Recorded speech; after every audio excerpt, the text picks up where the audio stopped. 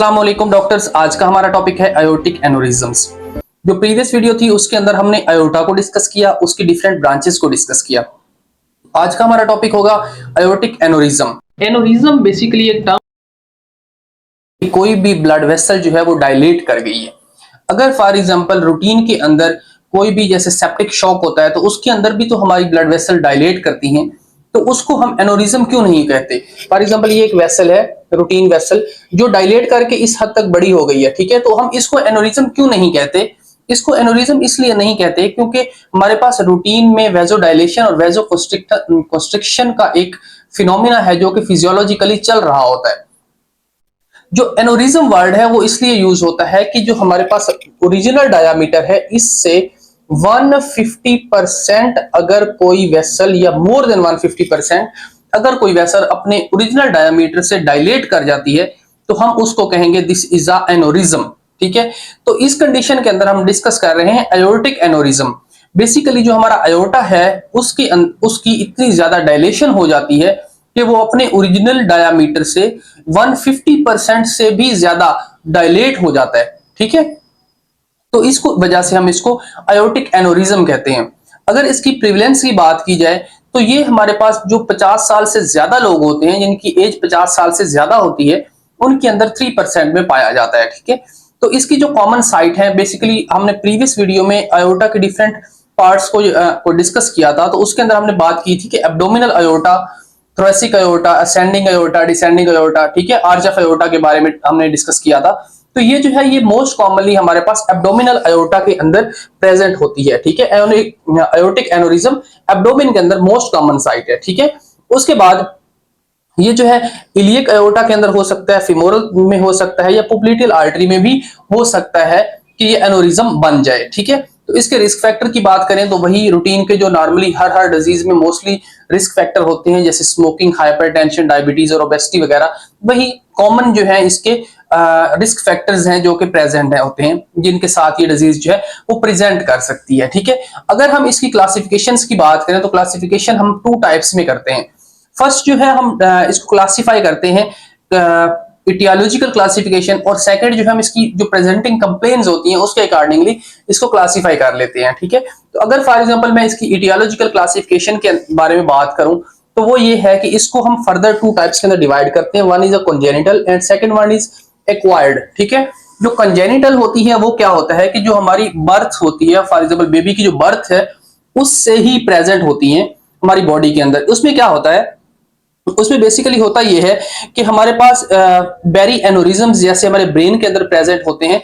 जो ब्रेन के अंदर आर्टरीज होती हैं वो अगर वो डायलेट कर जाएं तो हम उनको कहते हैं दिस बेरी एनोरिज्म। ठीक है, तो ये ब्रेन के अंदर होती है, सर्कल ऑफ विलियस के अंदर। ठीक है, तो इस वजह से जो है कोई भी एक आर्टरी अगर रप्चर हो जाए तो हेमरेज कह सकते हैं या आईसी ब्लीड कह सकते हैं। ठीक है, इसके अलावा क्रिकॉइड एनोरिज्म्स भी हो सकते हैं, लेकिन ये जो हमारे पास मोस्ट कॉमन एनोरिज्म्स हैं वो एओर्टिक एनोरिज्म ही हैं। ठीक है, उसके अलावा अगर हम इनकी बात करें एक्वायर्ड कंडीशंस के बारे में, तो एक्वायर्ड कंडीशंस के अंदर या तो हमारे पास ट्रॉमेटिक हो सकती है या हमारे पास नॉन ट्रॉमेटिक हो सकती है। ठीक है, तो जो हमारे पास नॉन ट्रॉमेटिक है इसके अंदर जो डिफरेंट चीजें हैं वो है एथेरोस्क्लेरोसिस हो सकता है। अभी बेसिकली एथेरोस्क्लेरोसिस में होता क्या है, होता यह है कि जो लिपिड्स होते हैं वो डिपॉजिट होना स्टार्ट हो जाते हैं हमारे ब्लड वेसल के अंदर, स्पेसिफिकली किसके अंदर, ट्यूनिका मीडिया के अंदर।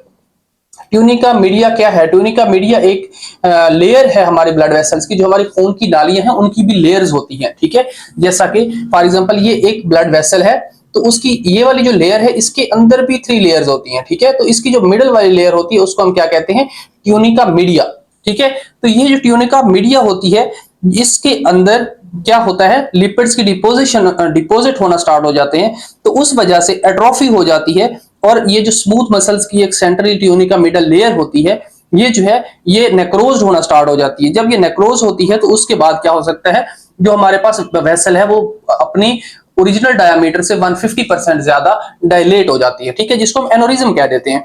अगर हम सेकंड बात करें तो उसके अंदर है सिफिलिस। ठीक है, सिफिलिस जो है ये एक डिजीज होती है, बेसिकली सेक्सुअली ट्रांसमिटेड डिजीज में से एक है। जो मेन अगर काज की बात करें तो इसकी काज के अंदर है ट्रेपोनेमा पैलिडम। ठीक है, ट्रेपोनेमा पैलिडम। ठीक है, ये ट्रेपोनेमा पैलिडम क्या है, ये एक पैथोजिन है जो कि सेफिलस काज करता है, ठीक है। उसके अलावा माइकोटिक हो सकते हैं जो कि फंगस की वजह से हो सकती हैं डिजीजेस, ठीक है। अगर किसी पेशेंट के अंदर ये दो कंडीशंस हैं तो ये जो पेशेंट होते हैं इनके अंदर हमारे पास जो ब्लड वेसल है उसकी इन्फ्लेमेशन हो जाती है, और ब्लड वेसल को इन्फ्लेमेशन को हम क्या कहते हैं, वास्कुलाइटिस, ठीक है। वास्कुलाइटिस, ये दोनों जो है ये दोनों कंडीशंस क्या काज करवा देती हैं, वास्कुलाइटिस। अगर जब वास्कुलाइटिस हो जाती है तो उस कंडीशन के बाद क्या होता है, जो हमारी ब्लड वेसल है वो बहुत ज्यादा वीक हो जाती है और उसके बाद वो डायलेट होना स्टार्ट हो जाती है, जिसको हम एनोरिज्म भी कहते हैं, ठीक है।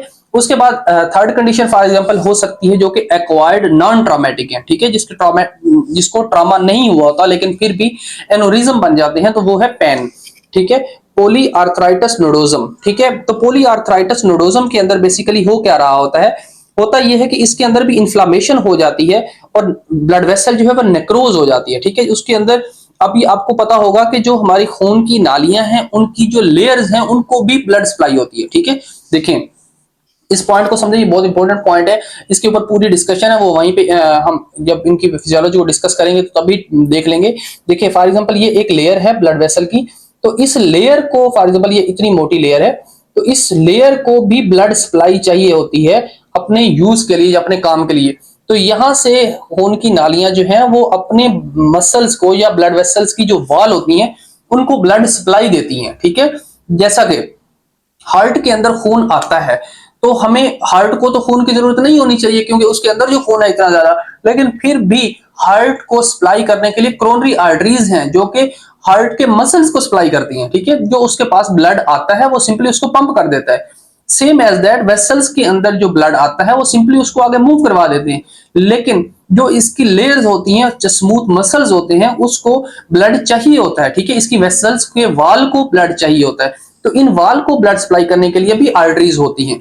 तो पेन के अंदर क्या होता है, पॉलीआर्थराइटिस नोडोजा के अंदर हो ये रहा होता है कि जो हमारी ये वाली नालियां हैं जो खून की ब्लड वेसल्स की वाल को ब्लड सप्लाई कर रही हैं, इनकी इन्फ्लामेशन हो जाती है। इनकी इन्फ्लामेशन के बाद फाइब्रॉइड्स बनते हैं और ये नेक्रोज होना स्टार्ट हो जाती है। जब ये नेक्रोज होती हैं तो हमारी पूरी की पूरी वेसल जो है वो वेसल वाल जो है वो वीक हो जाती है। वेसल वाल वीक होने की वजह से भी ये डायलेट कर जाते हैं, ठीक है, जिसको भी हम एनोरिज्म कह सकते हैं, ठीक है। उसके बाद अगर हम ट्रॉमेटिक की बात करें कि ट्रॉमेटिक के अंदर कौन कौन सी चीजें आती हैं, तो ट्रॉमेटिक के अंदर बेसिकली या तो ट्रू ट्रॉमेटिक होगा, जैसा कि फॉर एग्जांपल उसको वाकई ही कोई ट्रॉमा हुआ है, कोई एक्सीडेंट हुआ है, कोई चोट लगी है, या उसके अंदर हो सकता है कि उसको फॉल्स हो। फॉल्स ट्रॉमेटिक का क्या मतलब होता है, फॉल्स ट्रॉमेटिक का मतलब ये होता है कि आपको फील हो रहा हो कि यहाँ पे ट्रॉमा हुआ है बट ओरिजिनली वहां पे ट्रॉमा ना हुआ हो, या हम ये सोच रहे हो कि फलां स्ट्रक्चर को ट्रॉमा हुआ है लेकिन उस स्ट्रक्चर को छोड़ के उसके जो अराउंड स्ट्रक्चर्स होती हैं उनको ट्रॉमा हुआ हो, ठीक है। तो that is a false trauma.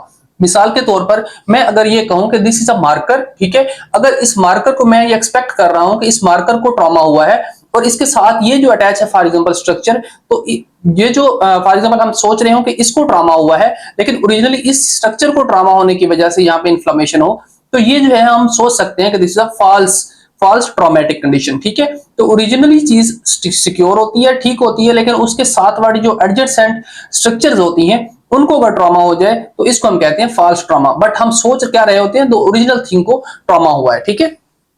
तो ये एक फॉल्स ट्रॉमा की भी सिचुएशन हो सकती है जो कि हमें एओर्टिक एनोरिज्म्स की तरफ लेके चली जाती है, ठीक है। उसके बाद अगर हम इसकी प्रेजेंटेशन की बात करें कि ये पेशेंट किस तरह प्रेजेंट करते हैं, तो ये एक जो मेन हम हमारा यानी कह सकते हैं कि इंपॉर्टेंट थिंग है वो प्रेजेंटेशन है, क्योंकि जब भी केस आएगा तो हमारे पास प्रेजेंटेशन ही इस तरह की आएगी कि हम किस तरह पिक कर सकेंगे कि दिस इज एओर्टिक एनोरिज्म। तो इसके लिए ये है कि फर्स्ट ऑफ ऑल या तो पेशेंट रप्चर्ड के साथ आएगा, रप्चर्ड ट्रिपल ए के साथ आएगा। अभी ट्रिपल ए इसको क्यों बोलते हैं, क्योंकि मोस्ट कॉमन साइट जो है वो एब्डोमिन है, ठीक है। तो एब्डोमिनल आयोर्टिक एनोरिज्म, ठीक है, एब्डोमिनल आयोर्टिक एनोरिज्म, ये जो ट्रिपल ए है, इस वजह से ये जो कंडीशन है ये प्रेजेंट करती है दो सूरतों में या दो कंडीशंस के अंदर। या तो हमारे पास रप्चर्ड एब्डोमिनल आयोर्टा के साथ पेशेंट आएगा और उसकी जो कंडीशन है वो रप्चर हो चुकी होगी ऑलरेडी, या ये हमारे पास आएगा अनरप्चर्ड कंडीशन के साथ, ठीक है। तो पहले हम डिस्कस कर लेते हैं अनरप्चर्ड को, ठीक है। बेसिकली अनरप्चर्ड कंडीशन एक ऐसी कंडीशन होती है जिसके अंदर रूटीन में ये हमारे पास एसिम्प्टोमेटिक रहती है। एसिम्प्टोमेटिक मतलब इसकी कोई भी सिम्टम्स अपीयर नहीं हो रही होती बॉडी के अंदर, लेकिन जब भी हम अल्ट्रासाउंड करने लगते हैं, सीटी स्कैन करने लगते हैं, तो ये एक अचानक से पिक होती है कंडीशन कि इसको एब्डोमिनल एओर्टिक एनोरिज्म है, ठीक है। रूटीन में ये एसिम्प्टोमेटिक ही रहती है, लेकिन कुछ कंडीशंस के अंदर ये सिम्प्टोमेटिक भी हो जाती है। जब ये सिम्प्टोमेटिक होती है तो उस कंडीशन के अंदर बेसिकली होता क्या है, उस कंडीशन के अंदर होता ये है कि जो पेशेंट है वो पेन फील करना स्टार्ट कर देता है। पेन कहां फील करता है, कोल की पेन फील करता है एपिगैस्ट्रिक रीजन के अंदर, ठीक है। एपिगैस्ट्रियम के अंदर जो है ये पेन फील करता है, और वो पेन जो है वो रेडिएट कर रही होती है बैक साइड पे, ठीक है, कमर की तरफ या बैक की तरफ, ठीक है। तो पेशेंट इसी तरह ही आके कहेगा कि मुझे जो है कोल की पेन हो रहा है अब एपिगैस्ट्रियम के अंदर, और एपिगैस्ट्रियम के अंदर पेन जो है वो रेडिएट कर रहा है बैक साइड पे, ठीक है। उसके बाद वो कहेगा कि ये जो पेन है वो सीवियर टाइप का है, ठीक है, मतलब बहुत तेज पेन होता है। तो इस कंडीशन के अंदर हमने क्या करना होता है, हमने सस्पेक्ट करना होता है कि ये अनरप्चर्ड एब्डोमिनल एओर्टिक एनोरिज्म हो सकता है। लेकिन हमने कंफर्म कैसे करना है, अगर फॉर एग्जांपल कोई केस इस तरह दिया जाए और कहा जाए कि एक ऐसा पेशेंट है जो आपके पास इमरजेंसी के अंदर लैंड किया है, या रूटीन एग्जामिनेशन आप उसकी कर रहे थे, और उसके ऊपर उसके एब्डोमेन के ऊपर पल्सेस आ रही हैं, ठीक है। रूटीन में एब्डोमेन के ऊपर पल्सेस नहीं आती, अगर एब्डोमेन के ऊपर पल्सेस आ रही हैं तो that is a typical hallmark and best point for abdominal aortic aneurysm, ठीक है। तो इसके अंदर क्या होगा, पल्सेटाइल मैस होगा एब्डोमेन के ऊपर। वो कहेंगे कि हम एब्डोमेन को जब टच करते हैं तो एब्डोमेन के ऊपर पल्स आ रही है, और वो पल्स जो है वो ऐसे फील हो रही है जैसे कोई नीचे मैस है और मैस के ऊपर पल्स है, ठीक है। या कहेंगे ऐसे फील हो रहा है जैसे मुझे हार्ट बीट्स आ रही हैं और दिल मेरा जो है वो पेट के अंदर पड़ा हुआ है। इस टाइप की मतलब प्रेजेंटेशन आएगी पेशेंट की तरफ से। तो यहां पे एक डायग्नोस कंफर्म हो जाता है कि this is a unruptured abdominal aortic aneurysm. लेकिन हमने इसको फिर कंफर्म करना होता है रेडियोलॉजिकली। रेडियोलॉजिकली कंफर्म करने के लिए हम इसका अल्ट्रासाउंड करवाते हैं, जो कि इनिशियल है, उसके ऊपर पिक हो सकता है। और उसके बाद जो कंफर्म या गोल्ड स्टैंडर्ड टेस्ट है वो सिटी स्कैन है। हम सिटी स्कैन जो है वो हर उस कंडीशन के अंदर गोल्ड स्टैंडर्ड रखते हैं जो ल्यूमिनल प्रॉब्लम हो, ठीक है। फॉर एग्जांपल ये ब्लड वेसल है तो इसके जो इनर साइड है दिस इज कॉल्ड ल्यूमन, ठीक है। जितनी भी बॉडी के अंदर ल्यूमिनल प्रॉब्लम्स है, वो ल्यूमिनल प्रॉब्लम्स का जो डायग्नोस्टिक टेस्ट है या गोल्ड स्टैंडर्ड टेस्ट है वो सिटी ही है, ठीक है। क्लियर हो गया। फिर जब ये हमारे पास अनरप्चर्ड एब्डोमिनल एओर्टिक एनोरिज्म होता है तो इस कंडीशन को हम कहते हैं this is an atom bomb in our body, ठीक है। एटम बॉम्ब, क्यों इसको एटम बॉम्ब बोलते हैं, इसको एटम बॉम्ब इसलिए बोलते हैं क्योंकि ये जो है ये प्रेजेंट इस तरह करता है कि अनरप्चर्ड होता है, और इसकी बहुत सी कंडीशन है कि ये कभी भी रप्चर हो जाए, ठीक है। अगर फॉर एग्जांपल ये रप्चर हो जाता है तो उस कंडीशन के अंदर जो अगर उसको ट्रीट टाइम से ना किया जाए तो 100% मोर्टेलिटी है, ठीक है। 100% है कि पेशेंट की डेथ होनी ही होनी है, ठीक है। फिर इसका ट्रीट कैसे करेंगे, जो अनरप्चर्ड एब्डोमिनल एओर्टा है, एओर्टिक एनोरिज्म है, उसको ट्रीट करने के लिए सबसे पहले तो हमने देखना है कि उसका साइज क्या है। अगर तो फॉर एग्जांपल साइज उसका है लेस देन 5.5 सेंटीमीटर, तो फिर हमने उसकी जस्ट मॉनिटरिंग करनी है, उसको देखना है, और हर ईयर यानी एनुअली जो है हम उसका सिटी स्कैन ऑफ एब्डोमेन करवाएंगे, ठीक है। एब्डोमिनल स्कैन करवाते रहेंगे और उसको देखते रहेंगे, ठीक है। लेकिन रिस्क फिर भी रहता है कि ये रप्चर हो जाए, ठीक है। लेकिन अगर फॉर एग्जांपल उसका जो साइज है वो मोर देन 5.5% है तो फिर हमने क्या करना होता है, अगर इसका साइज मोर देन 5.5 है तो फिर इस कंडीशन के अंदर हमने इलेक्टिव वास्कुलर सर्जरी करनी होती है, और ये एक एक्सपर्ट बंदा ही करता है, ठीक है। कोई भी ऐसा ही उठ के नहीं कर सकता, ये एक एक्सपर्ट बंदे ने ही करना होता है, ये वास्कुलर सर्जरी स्पेशलिस्ट होते हैं, ठीक है। तो उन्होंने ये इलेक्टिव सर्जरी करनी होती है, और इस कंडीशन के अंदर हम करते क्या है, हम करते ये हैं कि जो हमारे पास अनरप्चर्ड एब्डोमिनल एओर्टिक एनोरिज्म या ट्रिपल ए होता है उसको डेक्रोन ग्राफ्ट करते हैं, ठीक है। डेक्रोन ग्राफ्ट एक ऐसी कंडीशन होती है जिसके अंदर हम जो एब्डोमेन एओर्टा है उसको रिपेयर करते हैं, या उसकी जो वेसल्स हैं उनको रिपेयर करते हैं। अगर फॉर एग्जांपल पेशेंट जो है अनफिट हो कि वो सर्जरी के अंडर नहीं जा सकता, अभी पेशेंट अनफिट कैसे हो सकता है कि उसको सर्जरी के लिए ना लेके जाया जाए, तो इसके ऊपर भी एक कंप्लीट टॉपिक है कि पेशेंट क्यों अनफिट होता है या कौन कौन सी कंडीशन है जो कि अनफिट होती हैं सर्जरी में लेके जाने के लिए। बट उन कंडीशन को हम वहीं पे ही डिस्कस करें तो ज्यादा बेटर है।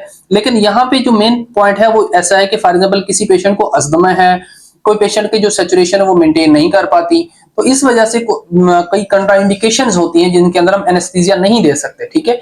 तो उस कंडीशन के अंदर हम पेशेंट को क्या करेंगे, हम पेशेंट को स्टंटिंग भी कर सकते हैं, ठीक है। स्टंटिंग क्या होता है, स्टंट डाल के उसको क्लोज करने की ट्राई करेंगे, या जो उसकी डायलेटेड वेसल है उसको क्लोज करने की ट्राई करेंगे, ठीक है। ये है हमारे पास क्या, अनरप्चर्ड एब्डोमिनल अयोर्टा। अभी बात रह जाती है रप्चर्ड एब्डोमिनल अयोर्टा या रप्चर्ड ट्रिपल ए के बारे में। तो उसके लिए ये है कि पेशेंट जो है वो इस तरह प्रेजेंट करेगा कि आके कहेगा एब्डोमिनल पेन है, पेरी अम्बेलिकल है और रेडिएट कर रहा है पूरे के पूरे एब्डोमेन के ऊपर, ठीक है। और जब हम उसकी जनरल फिजिकल एग्जामिनेशन देखेंगे तो उसके अंदर पेशेंट जो है वो शॉक के अंदर जा रहा होगा। पेशेंट शॉक के अंदर क्यों जा रहा होता है, पेशेंट शॉक के अंदर इसलिए जा रहा है कि अब जो एओर्टा है, जो मेन आर्टरी है हमारी बॉडी की, वही रप्चर हो गई है, जिसने जाके पूरे के पूरे लोअर लिम्स को या अपर लिम्स को ब्लड सप्लाई करना होता है। बेसिकली एब्डोमिनल एओर्टा है तो लोअर लिम्स को ही जाके सप्लाई कर रहा होता है, हमारी जीआईटी को सप्लाई कर रहा होता है। तो ये जो है यहाँ अगर वहां से रप्चर होता है तो वो सारा का सारा ब्लड जो है वो कहाँ इकट्ठा होना स्टार्ट हो जाएगा, इंट्रापेरिटोनियल के अंदर, ठीक है। पेरिटोनियम के अंदर ब्लड इकट्ठा होना स्टार्ट हो जाता है तो हम इसको कहते हैं इंट्रापेरिटोनियल ब्लीड, ठीक है। तो इस कंडीशन के साथ ये पेशेंट प्रेजेंट करता है। कैसे प्रेजेंट करता है, दोबारा सुने कि पेशेंट आके बताएगा कि मेरे एब्डोमेन के अंदर पेन है। इवन पेशेंट मोस्टली अनकॉन्शियस ही प्रेजेंट करता है, और पहले जब हम अटेंडेंट से लेते हैं हिस्ट्री तो वो बताता है कि इसको जो पेन है वो पेरी अम्बेलिकल स्टार्ट हुआ और आहिस्ता आहिस्ता पूरे एब्डोमेन के अंदर रेडिएट कर रहा था। जब वो रेडिएट कर रहा था उसके बाद पेशेंट बेहोश हो जाता है या अनकॉन्शियस हो जाता है और आपके पास इमरजेंसी के अंदर लैंड करता है। यहाँ पे एक फन फैक्ट और बता दूं कि जो हमारे पास मोस्ट कॉमन साइट है ट्रॉमा या एक्सीडेंट के अंदर जो कि रप्चर होने वाला ऑर्गन है, दैट इज अ स्प्लीन, ठीक है। स्प्लीन अगर रप्चर हो जाए तो भी हमारे इंट्रापेरिटोनियल ब्लीड बहुत ज्यादा होता है। और सेम एज दैट अगर एब्डोमिनल एओर्टिक एनोरिज्म हो और वो रप्चर हो जाए तो उस कंडीशन के अंदर भी इंट्रापेरिटोनियल ब्लीड बहुत ज्यादा हो जाता है।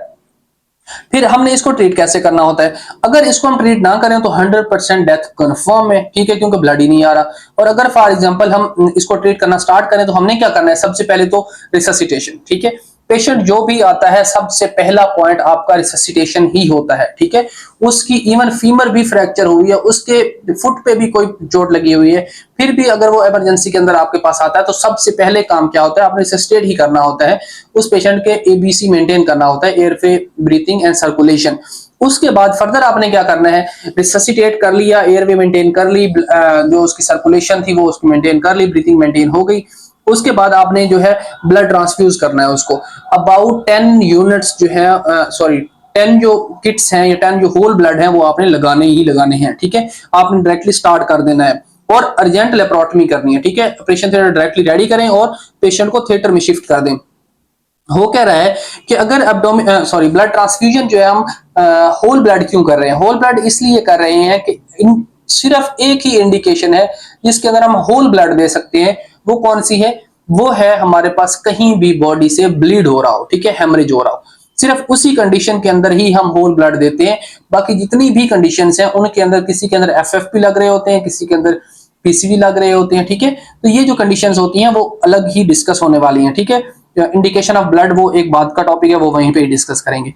अभी आपने 10 यूनिट्स होल ब्लड के दे देने होते हैं, ठीक है। उसके बाद अर्जेंट लेप्रोटमी के लिए लेके जाना होता है और हम करते क्या है, डेक्रोन स्टंट, ठीक है। वही डेक्रोन यहाँ पे ग्राफ्टिंग कर रहे थे और यहाँ पे हम उसको स्टंट डाल के उसको जो फॉर एग्जांपल रप्चर्ड पॉइंट है उसको क्लोज करने की ट्राई करते हैं, ठीक है। और अगर फॉर एग्जांपल हम इसको ट्रीट कर रहे हैं तो ट्रीट के दौरान ही पेशेंट की डेथ हो सकती है। 41% मोर्टेलिटी रेट है इसका ड्यूरिंग ट्रीटमेंट, जो एब्डोमिनल रप्चर्ड आयोर्टिक एनोरिज्म है उसके अंदर, ठीक है। होप सो कि ये सारी की सारी चीजें समझ आई। एक क्विक सा रिकैप मैं दे देता हूं कि हमने डिस्कस किया एब्डोमिनल आयोर्टिक एनोरिज्म। इसके अंदर बेसिकली जो ब्लड वेसल है वो अपने ओरिजिनल डायमीटर से मोर देन 150% डायलेट कर जाती है। इसकी डिफरेंट साइट्स हो सकती हैं, मोस्ट कॉमन जो है एब्डोमिनल साइट है। क्लासिफिकेशन की बात करें तो कंजेनिटल हो सकती है या एक्वायर्ड क्लासिफिकेशन हो सकती है। और अगर प्रेजेंटेशन की बात करें तो ये हमारे पास रप्चर्ड और अनरप्चर्ड के साथ आ सकता है। जो रप्चर्ड होता है वो बहुत ज्यादा सीवियर कंडीशन होती है, इसको हमने as soon as possible treat करना होता है, ठीक है। Thank you so much. अगर कोई क्वेश्चन है तो आप कमेंट बॉक्स में पुट कर दीजिएगा, मैं इंशाल्लाह आपको रिप्लाई कर दूंगा, ठीक है। Thank you so much doctors, Allah Hafiz.